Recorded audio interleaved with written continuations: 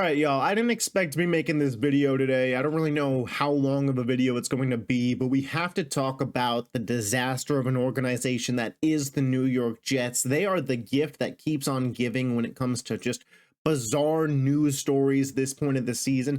I mean, their season's over and we are still getting tidbits that put the Jets in the news. And today we are talking about a more systemic problem with the Jets, the ownership group, specifically Woody Johnson, because we had multiple reports come out this morning just kind of talking about the disaster of just an entire organization the New York Jets are. And really the things that I heard today have me doubting if under Woody Johnson, this team will ever have the ability to be successful. Now, apparently, when, President-elect Donald Trump goes into office, Woody Johnson is again going to be an ambassador overseas. So maybe in those 4 years without Woody Johnson running the team, because it's kind of a conflict of interest, he's just not able to do that job while being an ambassador, the team could figure it out. I mean, Donald Trump being elected president might be the saving grace for the New York Jets, which is just a bizarro statement, but it certainly could be true. I want to run down some of the reports that came out today. I'll put graphics up on the screen for them. The big one for me here was former Jets general manager, Joe Douglas, to describe the Jets' power dynamic. I answer to a teenager. Some of the Jets' owner decisions were reportedly influenced by his teenage sons, as they were included in some team meetings dating back to last season. And then that is in correlation with a report saying an offseason trade between the Jets and Broncos for Jerry Jeudy was nixed by Woody Johnson because he felt Judy's Madden rating wasn't high enough. Now, these two reports by themselves, I would have a hard time believing, but these two reports coming out coinciding, from Diana Rossini, Mike Silver, Zach Rosenblatt, like these are reputable writers from The Athletic. This isn't your JPA ML football, $! Football on Twitter. This isn't that. These are reputable reporters and reputable reports coming from former Jets GM Joe Douglas, just kind of detailing how impossible it is to run the New York Jets. And Joe Douglas, to his credit, I don't think put together the worst roster of all time. I think having belief in Aaron Rodgers at 40 years old, coming off of a torn Achilles, obviously is a little bit short-sighted. But at that point, you were already so invested in him before he tore the Achilles.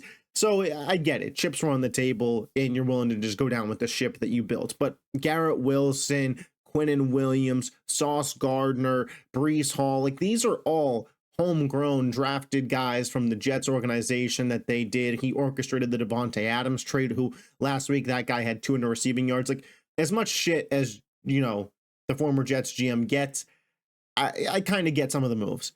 But this organizationally is a joke, is an absolute joke. Do you think that the Kansas City Chiefs and the Hunt family are basing who they pick up off of Madden ratings? Do you think Jeffrey Lurie and the Philadelphia Eagles are letting 15-year-olds in their family come in and make decisions and come in and be a huge part of team meetings? Like on one hand, I get it. If you're the Woody Johnson and the Johnson family and you're hoping that your sons or whomever it may be take over the family one day, or take over the business, I should say, that they learn and they get to be in these meetings, that's one thing. But it's another to have them really making big decisions to the point where the former general manager of the team is saying he felt like he was answering to them.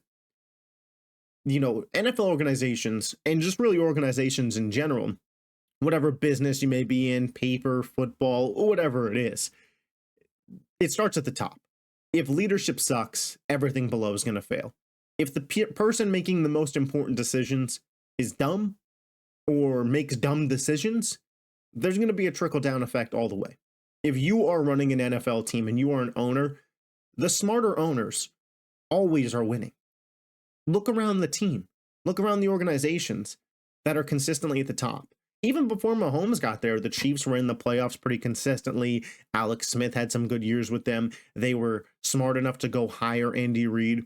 The Eagles, they continue to just be around. You know, they won a Super Bowl a couple years ago and have since fired and moved on from both of the quarterbacks on that team. And we're right back there in 2022, 5 years later.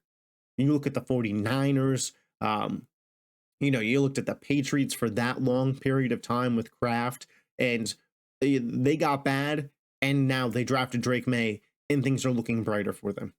The good organizations show themselves, the Broncos, and the bad organizations show themselves. What we're seeing out of the Bears camp, continuously, repeatedly, not waiting too long to fire the head coach and stunting rookie quarterbacks' growth. And now what we're seeing from the Jets. They've been the laughing stock of the NFL for virtually my entire life. I'm 25 years old.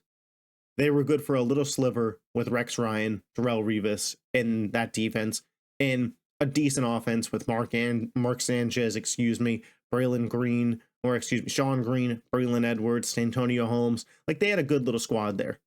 But aside from that, they've been a joke my entire life. And it starts at the top, and it starts at ownership. And if it wasn't the Jets, maybe I wouldn't believe these reports. But this coincided with the Aaron Rodgers documentary coming out. It's just, the Jets are the laughing stock of the NFL. And they're doing it to themselves time and time again with this poor ownership. Because I stopped and thought about it, and I said, Madden ratings? Well, Woody Johnson doesn't play Madden, so I didn't believe that report. Oh, 15, 16-year-old teenage boys are helping make decisions? What would they go off of? Probably Madden ratings. Oh, those two reports coincided. You know what? That makes a lot of sense. Kids, what do you think? Jerry Jeudy's on the market. Should we get him? Nah, Dad. His Madden rating's trash. And then the trade doesn't happen. That's the due diligence that the owner did. The Jets GM comes to him and says, we can get Jerry Jeudy, a young promising wide receiver, to pair alongside Garrett Wilson, who will be good even after Rodgers is gone. This team needs a wide receiver too, which, by the way, was the correct train of thought. Allen Lazard wasn't it. Mike Williams wasn't it. They ended up getting Devontae Adams midway through the season, but a little too late at this point. But Jerry Jeudy was traded before the season. Hey, this is a guy that we can get kind of cheap. You know, the Browns went and got him. The Browns, who aren't exactly the most well-run organization, but Judy's been killing it for them once they got a competent quarterback in there in Jameis Winston. Jerry Jeudy paired up with Garrett Wilson. From the way that they've been playing the last couple of weeks, that would have been great. But they don't make that decision. Because Woody Johnson's nephew, son, grandson, whoever the fuck it is, didn't like his Madden rating. So Big Woody said, nah, we're not getting him. An absolute joke of an organization the New York Jets are. There should be no surprise here, but I just had to get out a quick, what is this going to be, 8 to 10 minute vent session on the New York Jets. They're just an absolute joke. And I believe full-heartedly every single part of this report. You know, am I salty because in my preseason predictions, I was sipping on the Jets juice? I thought this was the turnaround year and they let me down? I don't know. Maybe. But they're an absolute joke of a franchise. And again, I said it at the beginning of the video. I'll say it now.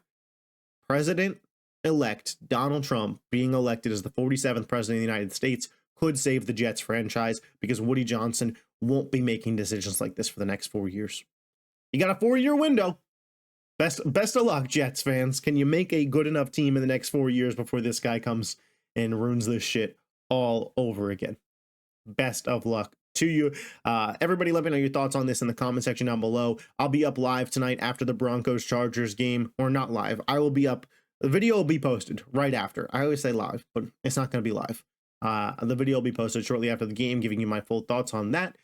Great weekend of football coming up, college football, NFL, you name it. We will be up here Saturday and Sunday giving you our NFL reactions. I appreciate your guys' support. I'll catch you next time. Peace.